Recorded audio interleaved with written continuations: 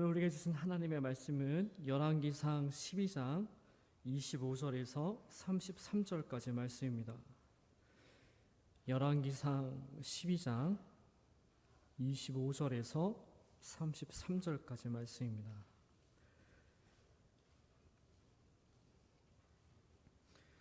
구약 성경 535쪽에 있습니다. 535쪽에 열왕기상 12장 25절에서 33절까지 말씀입니다. 주신 말씀을 우리 한 목소리로 함께 말씀을 봉독하겠습니다. 여로보암이 에브라임 산지에 세겜을 건축하고 거기서 살며 또 거기서 나가서 분우엘을 건축하고 그의 마음에 스스로 이르기를 나라가 이제 다윗의 집으로 돌아가리로다. 만일 이 백성이 예루살렘에 있는 여호와의 성전에 제사를 드리고자 하여 올라가면 이 백성의 마음이 유다 왕 된 그들의 주 르호보암에게로 돌아가서 나를 죽이고 유다의 왕 르호보암에게로 돌아가리로다 하고 이에 계획하고 두 금송아지를 만들고 무리에게 말하기를 너희가 다시는 예루살렘에 올라갈 것이 없도다. 이스라엘아, 이는 너희를 애굽 땅에서 인도하여 올린 너희의 신들이라 하고 하나는 베델에 두고 하나는 단에 둔지라. 이 일이 죄가 되었으니 이는 백성들이 단까지 가서 그 하나에게 경배함이더라. 그가 또 산당들을 짓고 레위 자손 아닌 보통 백성으로 제사장을 삼고 여덟째 달 곧 그 달 15째 날로 절기를 정하여 유다의 절기와 비슷하게 하고 제단에 올라가되 베델에서 그와 같이 행하여 그가 만든 송아지에게 제사를 드렸으며 그가 지은 산당의 제사장을 베델에서 세웠더라. 그가 자기 마음대로 정한 달 곧 8째 달 15째 날로 이스라엘 자손을 위하여 절기를 정하고 베델에 쌓은 제단에 올라가서 분향하였더라. 아멘. 이스라엘 역사상에 가장 강력하고 또 부강했던 시대를 뽑으라라고 하면 솔로몬 시대를 뽑습니다. 그런데 정작 유대인들에게 물어보면 솔로몬을 우리가 예상했던 것처럼 그렇게 존경하지 않습니다. 이스라엘을 남과 북으로 나뉘게 한 장본인이고 우상을 숭배했던 사람이기에 유대인들에게는 그렇게 솔로몬에 대한 평가가 좋지 않습니다. 그래서 신명기 17장 하반부의 말씀을 보면 왕에 대한 규례가 나옵니다. 규례 내용을 세 가지로 요약할 수가 있는데 첫 번째로 왕은 병마, 이 군마를 많이 두지 말아야 된다라고 말씀하고 있습니다. 이스라엘을 지키시는 분은 하나님이시지 군사력에 병마에 그런 데에 마음을 빼앗기지 말아야 된다라는 것을 말하고 있습니다.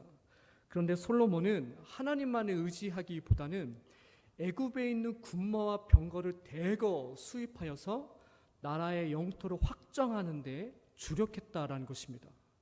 당연히 그의 마음이 하나님에게서 점점 다른 데로 멀리 떠나가고 있는 그런 솔로몬을 볼 수가 있습니다.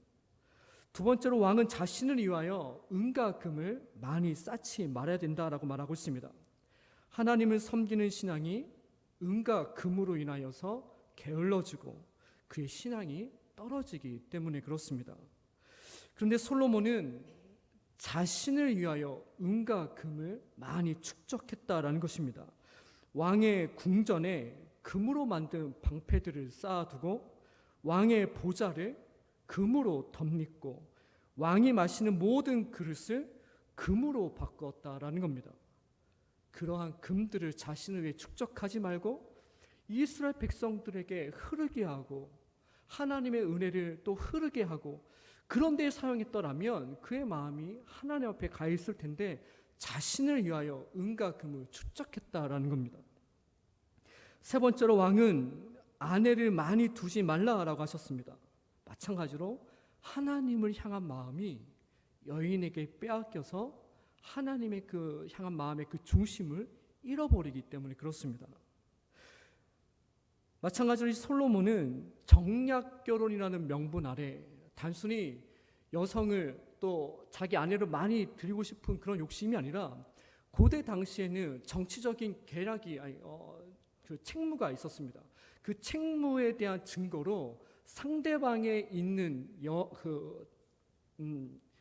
여왕을 또 데리고 와서 자신의 아내로 삼는 것이 정략적인 그런 책무를 조약하는데 하나의 그런 조항들이 있었는데, 바로 솔로몬이 후궁을 700명과 첩을 300명을 두었던 또 사람이었습니다. 그런데 이 문제는 첩을 많이 두고 아내들을 많이 두는 것이 문제가 아니라 그 후궁들이 섬겼던 이방 신들도 받아들여야 된다는 것입니다. 후궁들이 섬겼던 이방 신들을 받아들인다는 것은 이스라엘 땅에 이방 신전을 또 지어야 된다는 것입니다. 그래서 이스라엘 땅에 많은 이방 신전들이 세워지게 되었으며 결국 솔로몬도 이방 신전에 가서 우상을 숭배했다라는 것입니다. 이렇게 솔로몬의 마음이 하나님께로 떠났기에 하나님께서 말씀하시기를 내 언약과 법도를 지키지 아니하였으니 내가 반드시 이 나라를 빼앗아 내 신하에게 주리라 라고 말씀하셨습니다. 하나님께서 갑자기 이런 말씀을 하신 것이 아니라 솔로몬에게 직접 2번이나 나타나셔서 그러지 말으라고 경고하시고 타으리시고, 그런데도 솔로몬이 듣지 않자 마지막 3번째 나타나셔서 네 나라를 네 신하에게 주리라. 그래서 이스라엘이 남과 북으로 나뉘어지게 되었다라는 것입니다. 그 신하에게 그 땅을 주리라라고 하신 그 신하가 바로 오늘 우리가 읽은 여로보암입니다. 선지자 아이야가 여로보암에게 10조각의 천을 주면서 11장 38절의 말씀으로 언약의 말씀을 주셨습니다. 어떤 내용인지 우리 한번 찾아봐서 우리 한번 읽어보면 좋을 것 같은데, 11장 38절의 말씀입니다. 선지자 아이야가 여로보암을 선택하시면서 어떠한 언약의 말씀을 주셨는지 11장 38절의 말씀 우리 함께 읽겠습니다. 내가 명령한 모든 일에 순종하고 내 길로 행하며 내 눈에 합당한 일을 하며 내 종 다윗이 행한 같이 내 율례와 명령을 지키면 내가 너와 함께 있어 내가 다윗을 위하여 세운 것 같이 너를 위하여 견고한 집을 세우고 이스라엘을 내게 주리라. 아멘. 하나님 말씀에 순종함으로 나라를 다스릴 때 너를 위하여 견고한 집을 줄 것이며 이스라엘을 주시겠다라는 말씀입니다. 이 말씀의 뜻은 다윗의 후손을 통하여서 이스라엘의 명맥을 유지하겠다라는 것이 아니라, 비록 다윗의 후손은 아니지만 하나님 말씀대로 나라를 다스릴 때 다윗의 명맥을 이어서 이스라엘 전체를 주시겠다라는 말씀입니다. 우리들도 혈통적으로는 다윗의 후손이 아니지만 하나님 말씀대로 지키며 살아갈 때 영적으로 다윗의 후손이며 아브라함의 후손인 것처럼 하나님의 말씀을 지키며 살아갈 때 다윗의 후손이 되어지고 이스라엘 전체를 주시겠다라는 것을 언약하고 말씀하고 있습니다. 지금까지의 말씀을 살펴보면 여로보암이 북이스라엘의 왕이 될 수 있었던 것은 여로보암에게 어떤 뛰어난 능력이 있어서가 아니라 솔로몬이 우상을 숭배하고 하나님 말씀에 순종하지 않았기 때문에 하나님께서는 여로보암을 이스라엘의 왕으로 세우셨다라는 것입니다. 그렇다면 여로보암이 이스라엘의 왕이 되어서 가장 먼저 해야 될 일은 무엇이겠습니까? 솔로몬을 통하여서 나라가 분열이 되고 솔로몬을 통하여서 그 백성들의 신앙이 너무나 갈급해지고 피폐해졌던 이 이스라엘의 땅에 많은 이방의 신전들, 그러면 이 여로보암이 왕이 되어서 어떻게 해야 되겠습니까? 가장 먼저 해야 될 일은 하나님에 대한 신앙을 회복하는 일입니다. 그런데 여로보암은 하나님에게 마음을 두지 않았습니다. 본문의 말씀 12장 25절의 말씀 우리 한번 함께 읽겠습니다. 12장 25절의 말씀을 우리 함께 읽겠습니다. 여로보암이 에브라임 산지에 세겜을 건축하고 거기서 살며 또 거기서 나가서 분우엘을 건축하고. 세겜과 브누엘을 건축했습니다. 세겜은 북이스라엘의 종교적 정치적 중심지였기 때문에 세겜을 이스라엘의 수도로 삼기 위하여서 성읍을 건축했다라는 것입니다. 그리고 브누엘을 건축했다라는 것은, 브누엘은 요단 동편 쪽에 있었기 때문에 수도 세겜과 멀리 떨어져 있어서 그 멀리 떨어져 있는 요단 동편에 있는 사람들을 결속시키기 위하여서 거기에 브누엘을 건축했다라는 것입니다. 물론 나라의 기틀을 세우기 위하여서 수도를 세우고 성읍을 건축하는 일도 중요합니다. 그렇지만 선지자 아이야를 통해서 주신 말씀을 기억했더라면 성읍을 건축하는 데 그 마음을 두기보다 하나님께 더 집중해야 된다라는 것입니다. 하나님의 말씀에 순종할 때 굳이 세겜과 브누엘을 건축하지 않더라도 하나님께서 무엇을 주신다라고 말씀하셨습니까? 하나님의 말씀대로 순종하며 나라를 다스릴 때 견고한 집을 주실 것이며 이스라엘 전체를 주시겠다라고 약속해 주셨습니다. 이 말씀을 기억했더라면 굳이 세겜과 브누엘을 건축하는데 마음에 빼앗기지 말고 하나님께 마음을 두고 점심으로 말씀에 집중해야 된다라는 것입니다. 그런데 여로보암의 마음은 하나님에게 있지 않고 온통 성읍을 건축하는 데 있었습니다. 우리의 마음이 하나님께 있지 않고 세상 일들에 우리의 마음이 빼앗기게 되면 자연스럽게 그 세상 일들로부터 걱정과 염려가 찾아오게 되어 있습니다. 우리의 마음이 온통 약속의 말씀에 있지 아니하고 자녀에게 있다면 자녀들의 문제로 말미암아 우리는 그 자녀들을 통하여서 얽매일 수밖에 없다라는 것입니다.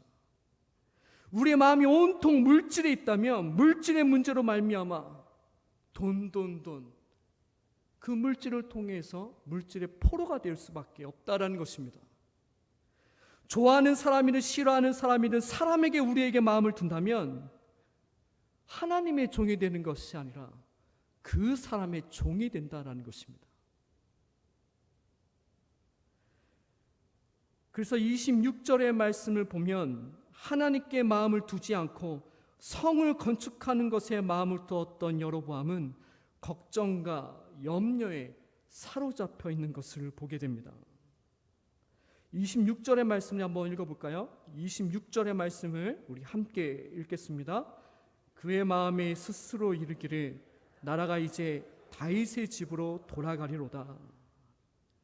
하나님께서 여로보암에게 주신 이스라엘이 다시 다윗에게로 넘어갈까?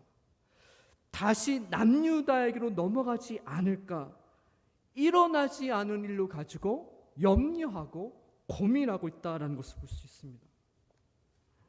이렇게 여로보암이 염려하는 이유는 바로 27절의 말씀 때문에 그런데 우리 한번 27절의 말씀, 왜 여로보암이 이렇게 고민을 하는지 27절의 말씀 우리 한번 읽겠습니다. 만일 이 백성이 예루살렘에 있는 여호와의 성전에 제사를 드리고자 하여 올라가면 이 백성의 마음이 유다 왕 된 그들의 주 르호보암에게로 돌아가서 나를 죽이고 유다의 왕 르호보암에게로 돌아가리로다 하고, 이스라엘 백성들이 남유다의 예루살렘으로 제사를 드리러 갈 때 이스라엘 백성들이 하나님께서 1년에 최소 3번은 예루살렘 성전에 가서 모든 남자들은 제사를 드려야 된다라고 말씀하셨습니다. 유월절, 칠칠절, 초막절. 그때 온 백성 이스라엘 사람들이 남유다 예루살렘으로 내려갔을 때 거기에 있는 남유다 사람들과 성전의 제사장들과 위정자들이 북이스라엘 사람들을 보면 이렇게 이야기한다라는 거죠. 다윗의 혈통에게 이스라엘을 주셨지 계보도 족보도 없는 여로보암에게 주지 않았다. 방역한 사람이다. 그렇게 여러 가지 말로 설득을 시키고 모함을 해서 결국에는 여로보암을 죽이고 르호보암을 쫓아간다라는 것을 말하고 있습니다. 그렇지만 우리는 여로보암이 이러한 고민을 시작하게 된 이유를 우리는 알고 있습니다. 여로보암은 하나님께 마음을 두지 않았기 때문이 그렇습니다. 하나님 말씀에 집중하지 않았습니다. 솔로몬의 우상 숭배로 이스라엘이 나뉘어졌기 때문에 여로보암이 제일 먼저 해야 될 일은 건축이 아니라 예배를 회복하여 말씀에 집중하는 일이었습니다. 말씀에 집중하여 갈급한 심령들에게 하나님의 은혜를 전해야 하는데 성읍을 건축하는 일에 비본질적인 문제를 가지고 고민하고 있다라는 것입니다. 하나님께 마음을 두지 않으면 세상의 염려와 걱정에 사로잡힐 수밖에 없습니다. 우리들도 마찬가지입니다. 세상을 살아가다 보면 이런 소식 저런 소식 들리게 되어 있습니다. 내가 원하든 원하지 않든 이런 사람 저런 사람 만나게 되어 있습니다. 내가 원하지 않든 내가 듣기 싫어하는 말들도 들을 수 있습니다. 그러한 소식들을 접하고 그런 사람들을 만날 때 우리의 마음은 어디에 둬야 합니까? 그렇게 나에게 다르게 이야기하고 나를 핍박하고 공격하고 싫어하는 사람들 만날 때마다 내 마음을 그 사람에게 둔다면 그 사람의 종이 될 수밖에 없습니다. 내 마음을 그런 사람, 그러한 소식, 그런 이야기를 들을 때마다 내 마음을 지켜야 된다라는 것입니다. 하나님께 마음을 두고 판단하고 분별해야 된다라는 것입니다. 말씀의 기준으로 생각해야 된다라는 것입니다. 말씀을 기준으로 생각하고 판단하더라도 생각하는 사람들마다 생각하는 다 의견이 다를 수 있습니다. 그렇지만 각자의 성도님들이, 각자의 사람들이 하나님께 마음을 두고 하나님의 말씀대로 생각하고 하나님의 말씀으로 고민하고 하나님의 말씀으로 생각하고 하나님의 말씀에 집중한다면 성령의 역사하심으로 말미암아 하나가 될 줄로 믿습니다. 생각이 다를 수 있습니다. 의견이 다를 수 있습니다. 말씀에도요, 하나님은 공의로운 하나님이십니다. 그렇지만 어느 한편에서는요, 하나님은 사랑의 하나님을 강조하고 있습니다. 다를 수 있습니다.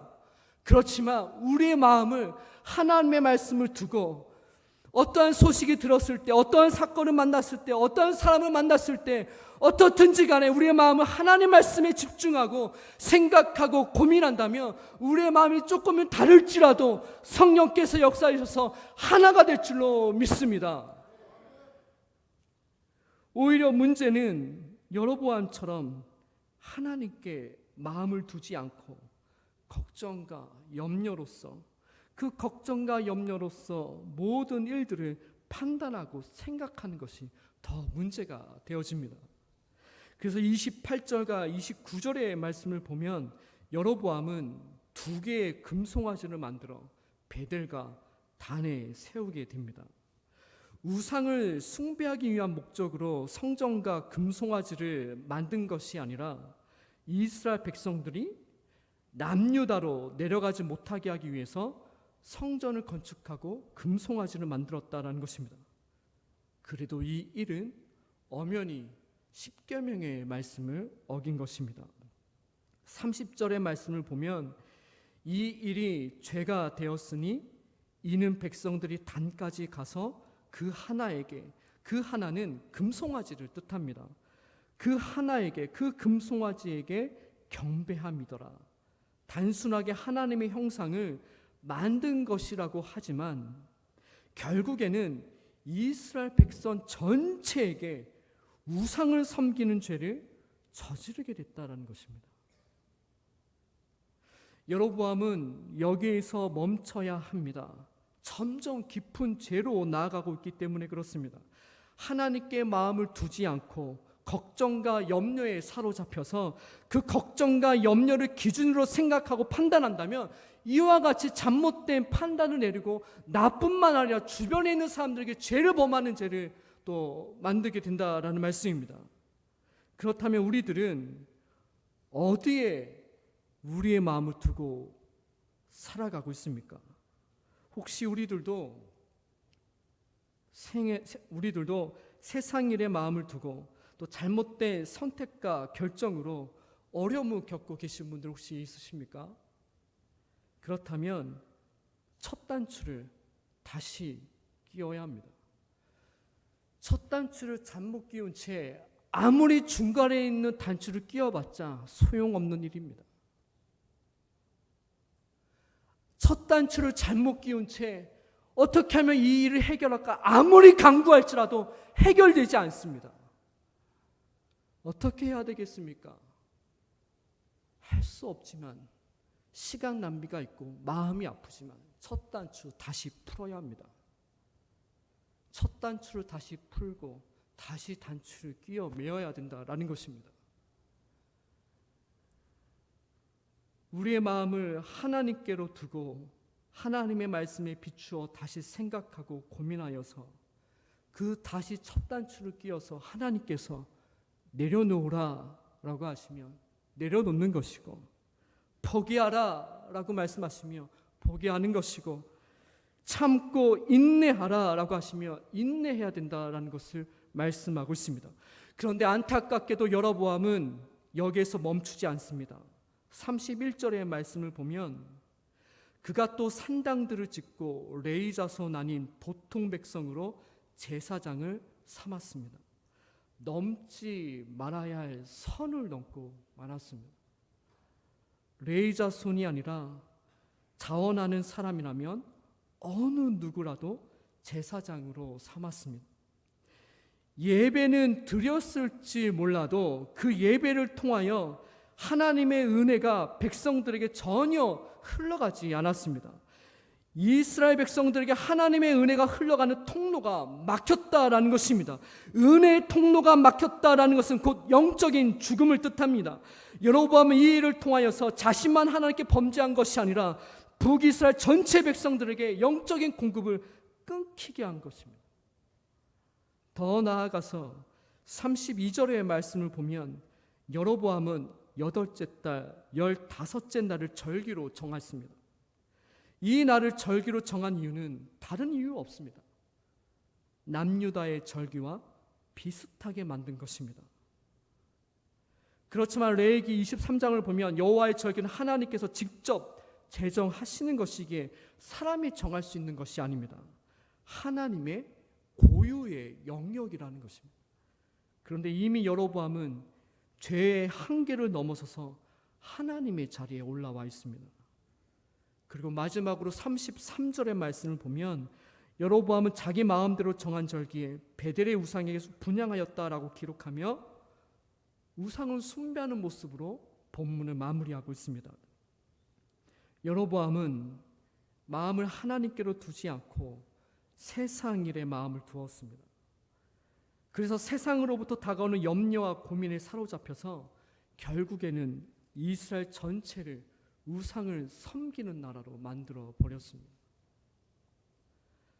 악한 사단이 우리를 유혹하는 가장 강력하고도 첫 번째로 시도하는 것은 우리의 마음과 생각을 유혹하여 우리의 마음이 하나님의 마음과 멀어지게 하는 것입니다. 성경에 있어서 제일 첫 번째로 사단이 공격했던 방법입니다. 아담과 하와에게 그애들의 생각과 마음에 유혹했다라는 것입니다. 요한복음 13장을 보면 예수님께서 제자들과 마지막 식사를 하시면서 결단하셨습니다.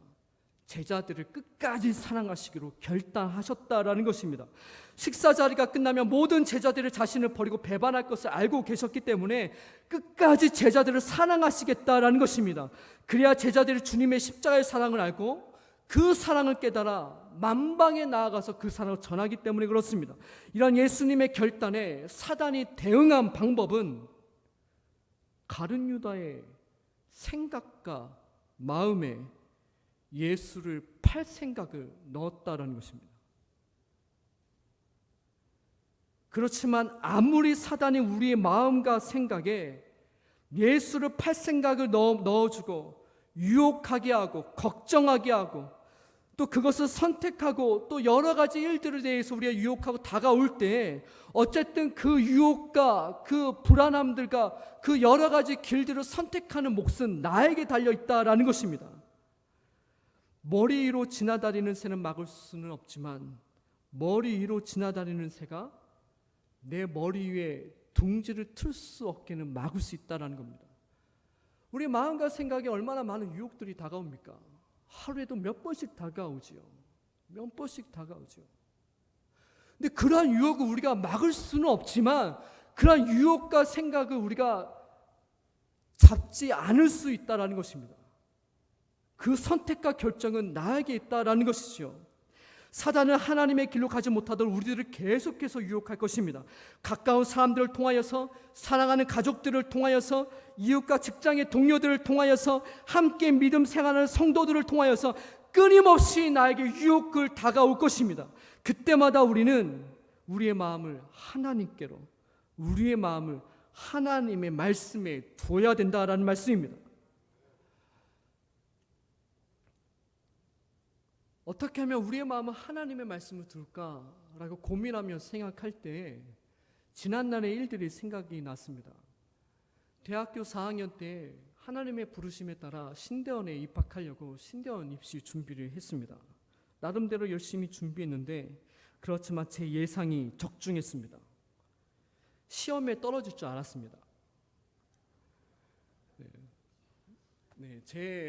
저는 이렇게 한 가지를 뭘 하면은 거기에 집중해 다른 것을 잘 못하는 성격이 있는데 학과 공부를 하면서 신대원 준비를 하는 것이 제게는 너무 버거웠던 것입니다. 그래서 한 번 더 시험을 좀 준비하려고 하니까 답답한 것이에요.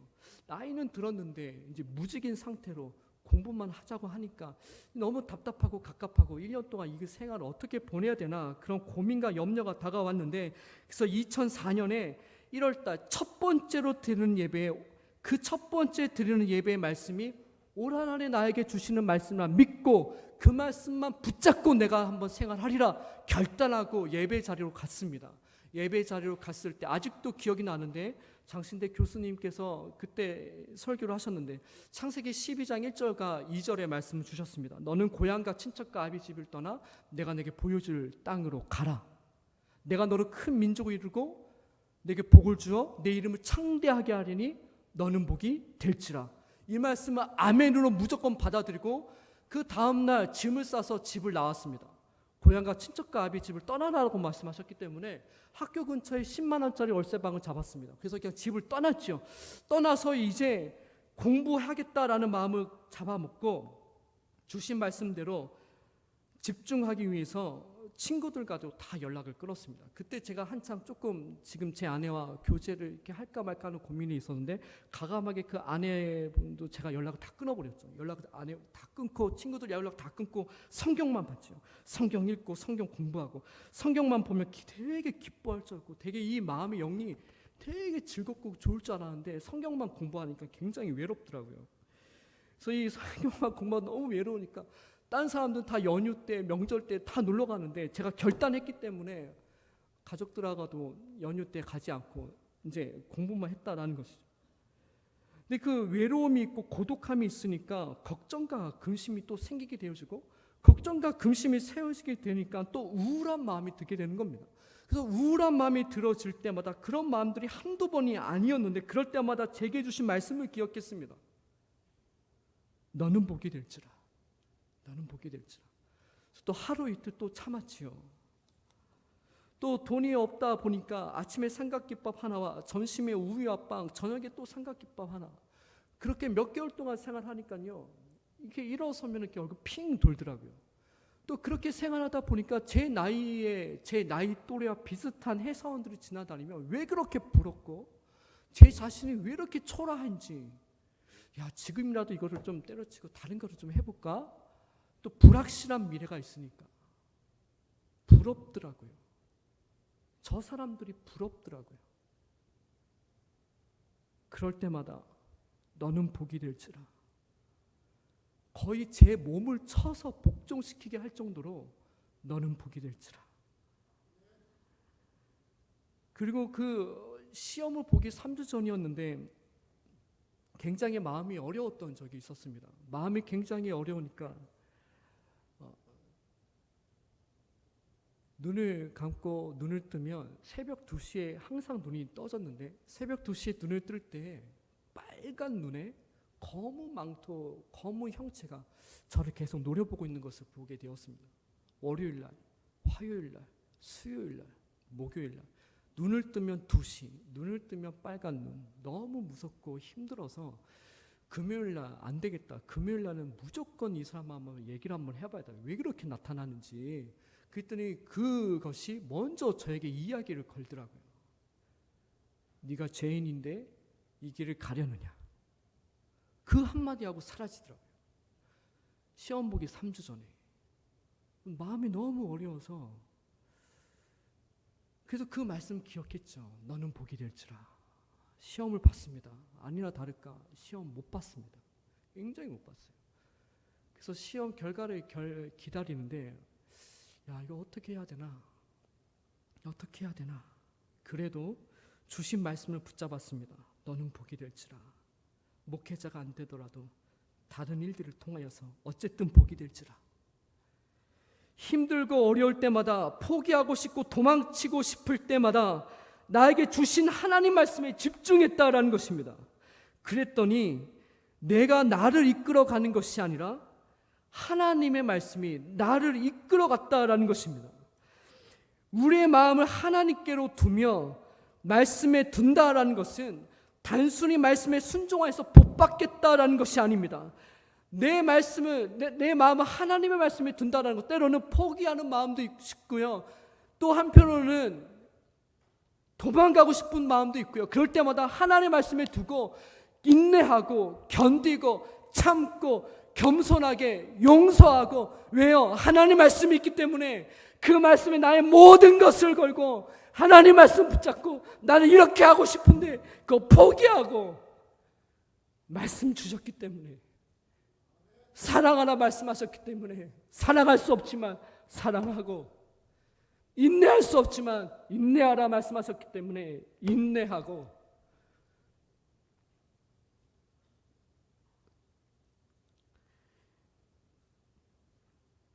우리의 마음을 하나님께로 둔다라는 것은 나의 뜻과 계획을 전적으로 하나님께 맡긴다라는 것입니다. 나의 모든 인생 결정을 하나님의 손에 드린다라는 것입니다. 나의 인생을 맡긴다고 하여서 고생의 길로 가는 것이 아닙니다. 나의 모든 마음을 하나님께 드린다고 하여서 그 삶이 어려운 것이 아닙니다. 하나님께서는 저의 연약함과 저의 부족함을 누구보다도 잘 아시는 하나님이십니다. 맡길 때 가장 좋은 길로 하나님께서 내 생을 붙잡아 주시고 인도하여 주신다라는 것입니다.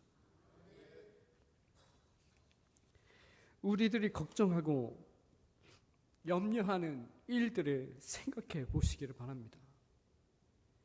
일어나지 않은 일들을 걱정하고 있는 것이 대부분이지 않습니까? 나의 자녀가 이러저러한데 앞으로 사회생활을 잘 할 수 있을까?